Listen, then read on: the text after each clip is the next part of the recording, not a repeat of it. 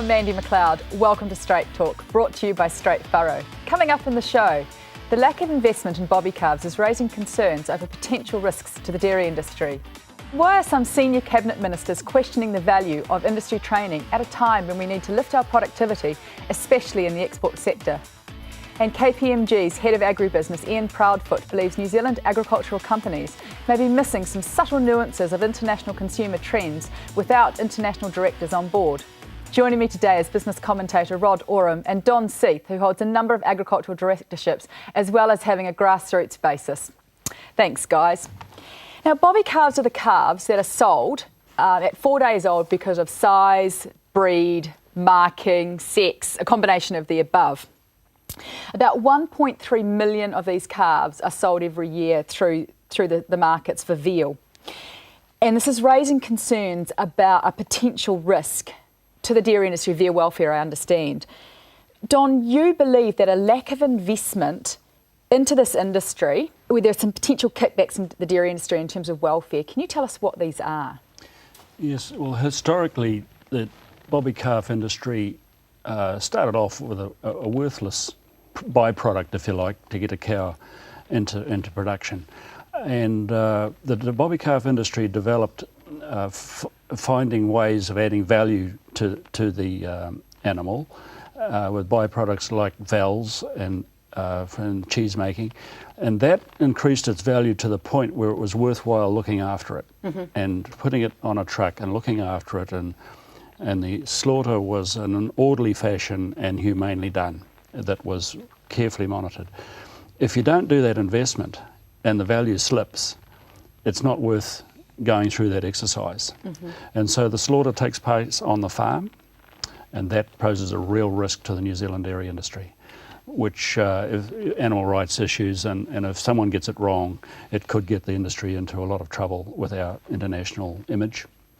Yeah. Now, when I was doing a bit of research for this, I actually went online and typed in bobby calves, and some of the pictures that came up and some of the stories that were there bore very little relationship to the New Zealand bobby calf industry. That's right. And it's actually horribly distressing to look at. Rod, do you think there's a way that we can separate out what we do in New Zealand versus what's been done in other countries, say Australia, so that we can get this, I guess, a little bit more understanding and protection about what we're doing, which is where a calf is picked up off the farm and taken directly to slaughter, as opposed to from farm to market to slaughter? I very much like Don's point about investing in the industry so that those bobby calves have some value and therefore they're looked after better. And when it comes to slaughter, that's done in an orderly fashion. So definitely work on that. Definitely work on being prepared to tell that story. Now, it's not something we'd want to rush out and say, whoa, look what we do with our bobby calves, because I think it's probably a reasonably good idea that the public at large don't understand what's going on there. But be prepared to be very upfront about that, and be pre-prepared in the sense that if some animal rights or animal welfare organisation suddenly sort of launched a campaign, the industry would know exactly how to respond very well. But I'd also add a third element, which is much longer term, which is about the science. So I think it would be very useful if we were able to move to sexed semen here far faster. I've, for example, seen in South America where it's very widely used. So that would at least reduce the numbers a good deal. And then, as we were discussing before the programme started, the way the really big science could go is how to get cows lactating without calving. And I'd be very interested as to what the animal rights people would make of that. But, you know, I'd hope that somebody's working on that somewhere. One of the strengths of the New Zealand dairy industry is the fairly ruthless breeding program we have. We cull out at a very early stage the unsuitable animals, and that makes our New Zealand breed so good. Now, I'm going to pick you up on that, Don, because actually we don't. If you look at, we think we do, but if you go offshore and look at the average age of dairy cows, New Zealand holds its own in that. Age, yes, but in performance, That's the difference. Yes. We will cull on breeding parameters, whereas they potentially will let them go a little bit longer. But the still, in terms of our age structure of our herds, you know, we're not actually. Yeah. No, I think our national herd is fit for the way we farm, grass-based farming, and it probably wouldn't do so well in a housed, you know, grain-fed situation. But what I'm saying is that we're quite selective in our replacement stock, and that means you have to cull the ones that aren't suitable at an early age before they become a burden on the industry or detract from the efficiency of the industry. Do you think that the beef industry has got a role to play in that, given that, I mean, I know on our farm, you know, I try to have no bobby calves, and I do my breeding around that, but occasionally you'll get a calf that is, you know, beautiful big calf, and oh dear, he's got a brown bottom, or he's got, you know, one black toe, and all of a sudden the breeders don't, you know, the guys that are taking the 200 kilos don't want them. Do you think there's some responsibility back on them? The beef producers have cottoned on to the potential from the dairy herd of beef animals, but in the meantime, the dairy herd in New Zealand's moving towards Jersey to a lighter breed, which isn't really suitable for efficient beef production. So you've got a bit of a conflict of game. The dairy farmers are breeding for a different reason. According to KPMG's agribusiness agenda in 2011, only 10% of directors in key New Zealand agri companies live offshore. And Ian Proudfoot himself accepts that some companies have got directors who are worldly, if you like, Rod. But he believes that there is a missing link with some of these directors, that they're not able to pick up on the subtle nuances of what's happening in consumers offshore by not actually physically living them there. Do you think this is a bigger issue, Rod, as being suggested? No, in fact, I'd argue he's actually wrong, because if we think of directors in companies tend to be older, because you want wiser, more experienced people, they're probably not at all in touch with what consumers are up to in their own country anyway. But what's far more important is the companies themselves, all the way through the company, need to have great connection out to the market. It's the whole company that needs to understand the market, not the director. Now, I think there's a good case for some overseas directors or overseas-based directors who can bring that director level, strategic level to the board of the company. But in terms of keeping in touch with the consumers, that's the job of the whole company, not a director. Don, what do you think? You're a director. Do you think you've got enough international experience? Oh, definitely not in marketing, but certainly in the dairy industry. I was very pleasantly surprised in my visit to the marketplace as a director how capable the staff were that they employed in market. They gave the right information to the directors to make the right decisions, and so really the director didn't have to have hands-on consumer exposure, as long as they were aware and had confidence in the management in market. So, Rod, why do you think he's saying this then? I don't know. Because I would certainly come at it from the point of view that directors are very strategic. They're trying to stand back, trying to see the bigger picture, ask very good questions. And the essential point that primary sector businesses in New Zealand are probably not as well connected with their markets as they need to be is actually true. So he's right about that.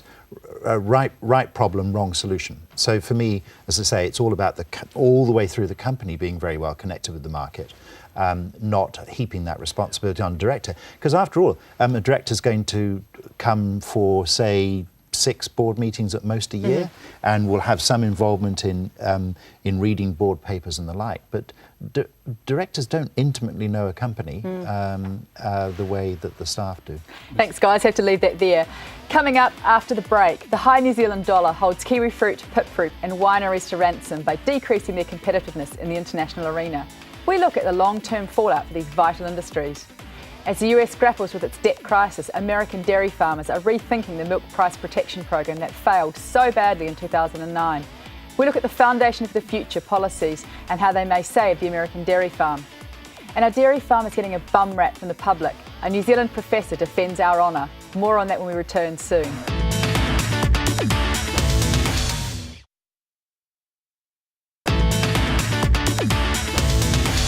Welcome back to Straight Talk, brought to you by Straight Furrow. What about that Kiwi dollar? How high or low will it go? And what does it mean for our exporters? Rod. Here's the good news, and it doesn't sound like it. The world is becoming an awful lot more volatile, and it's been true now for the last 5 or 6 years. So we're seeing currencies move far faster than they did, and we've seen this, of course, with the New Zealand dollar extraordinary peak. It's come right back. So the good news is that that's a far shorter cycle than the farming one, so just keep farming through that volatility. The next bit of good news is that there's increasingly new ways to handle that. So in the dairy industry, I've always believed it's terribly important that Fonterra got global dairy trade up and running as the internet auction, and then that's backed by the futures via the NZX. Yes. So that's giving farmers and indeed processors a whole new set of tools to work through that volatility. So, Don, one of the things that was suggested is that kiwi fruit and pit fruit growers delay their expenditure in order to remain sustainable. Now, history says to me that this has not worked in other industries. Why do you think they'd be saying that now in relation to the dollar and the volatility? I think it's probably desperation. The dollar is so high that it's really put them in a very bad place. And I feel sure that if the dairy industry hadn't had the tools that Rod has just mentioned, they would be looking at desperate moves the same way. But they just have to get into the new world and find ways of smoothing out those exchange issues. For example, in the likes of the pit fruit industry, to try and differentiate a bit more between those costs you can genuinely pare back in the short term versus those which you need to keep going. So if you ever cut back advertising out in the markets, that's a disaster because that's terribly counterproductive. But if there's some maintenance or repair in your orchard that you could probably not do this year, that's a good call. And trying to just be very strategic about where you're making those savings is, I think, a big issue. Great, that's some really positive advice. In 2009 in America, there was the perfect storm for dairying. They saw the milk price crash. At the same time, feed prices skyrocketed. Now, price protection in place at the time was based around the price of milk. It allowed a floor for the price of milk, so that what they got topped up was, under the old system, not enough to meet the costs that had been rising. The Foundation for the Future is creating a whole new policy segment which says, let's look at the floor being the margin rather than the milk price. Don, to you first. How healthy do you think it is that US farmers still rely on government intervention to remain in business? That's very unhealthy, Nancy, very unhealthy. And I think there's proof of it in other countries, especially in the UK, where they've become so reliant on government intervention that they've really lost the opportunity to find innovative ways to make their industry cope with those swings. The best thing probably is benefit of hindsight that happened to the New Zealand agriculture industry was the removal of subsidies. Yep. It made us stronger, it made us innovative, it caused pared out cost, and just like we were talking with the kiwi fruit industry, in desperate times you do desperate things to be stronger in the long run. And I think that's what it's a shame that in the US and in Europe that politicians haven't learnt that that's what they have to do to their agriculture sector. Rod, they've got this massive deficit. Surely now would be a time to slash subsidies. Yes. Rationally, yes. But the right-wing Republicans are saying that closing a tax loophole is in effect a tax increase, and they won't even close tax loopholes. And now the money lost in tax loopholes is roughly the same as the money raised in taxes. I mean, that's how completely insane the US is. But going back to dairy farming, if the support is around the margin, that's actually only going to perpetuate to an even greater extent all the inefficiency. Yes. I was in the States in July of 2009 at the height of all the anguish, and I found myself sort of, it's very uncharacteristic, shouting at the radio, but what about price? What about markets? What about efficiency? It was all about subsidy. And I just couldn't believe that all these terribly serious people, the absolute elite of the dairy industry, were just completely off the planet. They just don't get it, do they? No, they don't. It's deeply fundamental. But you do have, of course, brilliant, albeit feedlot farmers in dairying who are astonishingly efficient, and they are great exporters. And they just get on with it, don't That's they? Right. Yes. So it's the vast bulk of the farming, dairy farming fraternity, which is often still really small producers, and they just have no concept of what, quite frankly, what modern dairy farming looks like. Is. That's right. In her blog title, How Future Lies in New Zealand Food, Inc., Massey University Professor of Pastoral Agriculture, Jacqueline Roworth, talks about farmers being New Zealand's economy. Dairy farmers, I guess, in particular, not just the backbone of it, and that not given enough credit for what they do in looking after the environment and, I guess, the average New Zealander that lives within it. What do you say about that, Don? Do you think there's some truth in that? I think there is. I think New Zealand, a bit like when the All Blacks lose a test, they're pretty hard on the big guys, and the fact is that New Zealand is very dependent on its agriculture industry and the dairy industry, and all New Zealanders should get in behind it and support it. They shouldn't be out there knocking it. It's in everyone's interest. I refer everybody to a very good survey work done by MAF a couple of years ago. In fact, it was presented at a conference that Jacqueline chaired and I was at Palmerston North, which showed that urban New Zealand actually admires rural New Zealand in a very large way. And many urban New Zealanders envy, in a good sort of way, that lifestyle and admire what they do. So I'm speaking as a 100% urban New Zealander here, and I would hasten to add I was the first person to ever win Agricultural Communicator of the Year, being a wholly urban person, is that I think this is blown way out of proportion. I think that there is not a divide between rural and urban New Zealand. Where concerns are raised by urban New Zealand, those are the same concerns that are raised by the consumers for rural New Zealand. So I think a bit tuning in a little bit better would help. But do you think the likes of Fish and Game then, and dare I say it, even some of the green policy or the Greens repartee is around making a divide rather than a divide that actually exists? No, I would argue that they're very much reflecting the views of the very customers that the primary sector is producing for. Furthermore, there is progress around these issues. So, for example, the Land and Water Forum over the last couple of years, I think, has done a terrific job of bringing together all of those parties, whether it be farmers or hydro generators or forest and bird. And we're now seeing that in a similar process down in the Mackenzie Basin, trying to work out how to get the economy, whether it be farming and other things, and the environment right, to bring back the Mackenzie Basin to a healthy life, both in terms of economic and social, but also environmental. So there really is progress on this. And lastly, on this view about how important the primary sector is, it's very important, but the tourism sector is our second largest export earner. High-tech exports totaled $5 billion last year, which is more than wine, pip fruit, and a few other primary sectors as well. So I think a little bit of understanding of the rest of the economy is important in this equation too. Boo, Rod. This is an agricultural show. Who cares about those? But the thing is, we're all in this together. We are all in this and together. And there is great symbiosis between the two. So let's not we can't separate them. No, that's right. They're the evil twins. Okay, after the break, we ask Don and Rod what's got them going. Will it be a rant or will it be a rave? Join us after the break and find out.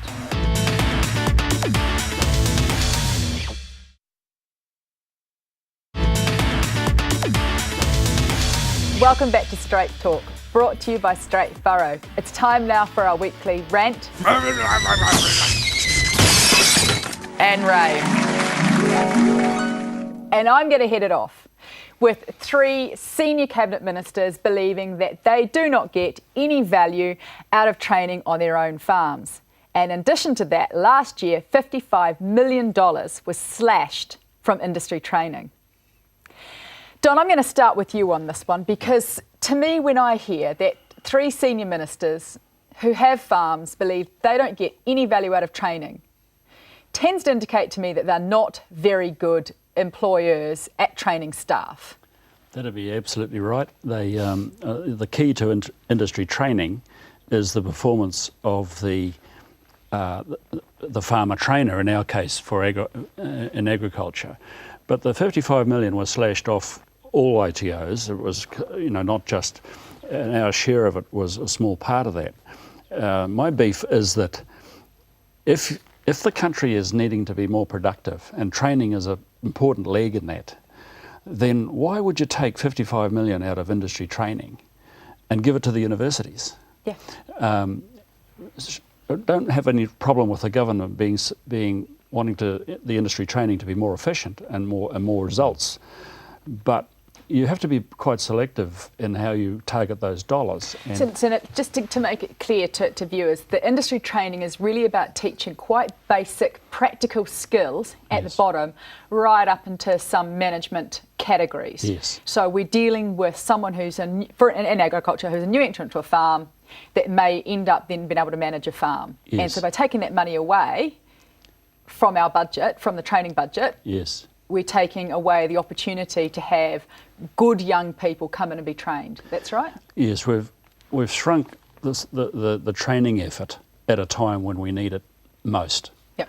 That's really scary, isn't it? It is scary, and it's an across the board a slash and burn policy that's caught agriculture in the process. It wasn't us that were targeting. Yes. And yet we've fell victim to it.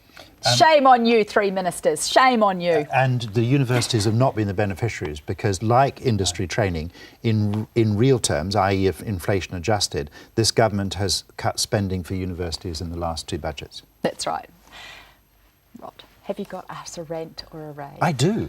I'm on partway through a tour around the country talking about farming profitably through climate change with Jim Salinger, one of our great agricultural meteorologists and climate scientists, and with Caroline Saunders of Lincoln University. And we've now done 20 meetings. Last was yesterday in Hokitika. And the farmer engagement's fantastic. Yes, there's still a few skeptics in the audience, but they want to get on and farm. Mm-hmm. And when Jim presents them with the data of what's happened very locally over the last 80 years in terms of the decline in frost days, for example, down a third in the Waikato, for example, and changing weather patterns, they're interested and they're really engaged. So a big tick to them. A big beef, though, to Fonterra, because last week Andrew Ferrier presented a speech and he said that if you bring agricultural emissions, the animal emissions, into the ETS, that will cost each farm $22,000 each on average. But in fact, they'll get free credits for 90% of that, so the cost is only $2,200. And so that's a really serious piece of misrepresentation by Fonterra. That's not being talked about. It's scandalous. Fonterra's doing a good job, but it's trying very hard to push back against the ETS. And of course, I would argue that there's a really important discipline there, which will actually move these issues on for far more efficient and profitable farming. It's not just about, the emissions. Very good. Don, just before I go to you, I just have to talk about this fantastic story that I found about Bernard, the lonely Mallee bull. Now, this is reported in The Land. This is a fantastic story about a Mallee bull in Queensland that is stuck in a river on an island, that he's been separated from all his cows. He's going to have to live on this island for at least 2 years. The farm owner is travelling 165 kilometres to feed this bull, who's getting crankier and more frustrated at not being with his ladies. And the farm owner is appealing for help to be able to get this boy off the island and reunited with his girls. I think that the only way they're looking at being able to do it is probably by a helicopter, because it's 2 metres deep and he can't swim. I think it's a fantastic idea. Tranquilise him first, but then you'd think a helicopter company or anybody would make great. It's a fantastic story. That's right. But apparently he is getting very cranky, that even now when they come with his food, he has a little crack at them. So I say good on the farm owner that wants to rescue this rather extraordinarily cranky boy. Very, very quickly, Don, what have you got for us? I'm sorry I've run us out of time. What have I got for you? Yeah, have you got a rant or a rave for us? Oh gosh, I'd love to see the government find the time to review the DERA Act. This is a government that works 2.5 days a week, and they haven't got time to fix the problem that we've got with an unfair, flawed formula on the milk price for Fonterra. That is rubbish, just rubbish. They need to fix it. Great, big boo for government ministers that don't want to support our agriculture. That wraps up our latest edition of Straight Talk, brought to you by Straight Furrow. I'd really like to thank my guests, Rod Oram and Don Seath. And thanks to you too for watching. Remember to check us out online at country99tv.co.nz. I love hearing from you, so we'll catch you next week. And in the meantime, keep on smiling.